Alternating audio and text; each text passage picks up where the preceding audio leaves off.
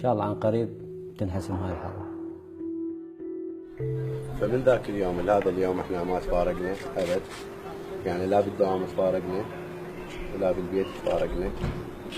يعني صراحة ما يعني عيسى من استشهد يعني ما جاي ما اقدر ما اقدر اكمل شغلي بدونه. ما اقدر، يعني انا هسه شلون يعني مضطر ابقى بهذا الشغل وخاطره، بس ما اعتقد اكمل انا هذا الشغل.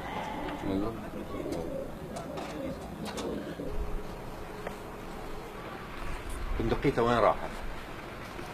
ما اقدر. عرضوا عليك تاخذه؟ لا انا ما اقدر.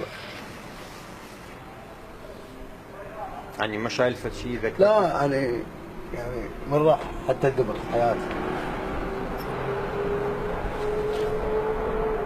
لان ما عندي صديق بس هو، يعني لا بالبدني ولا هنا، يعني حتى ما استقبل اي بشر هنا الجهدي يعني. وطال صبري بلهيب الجوى،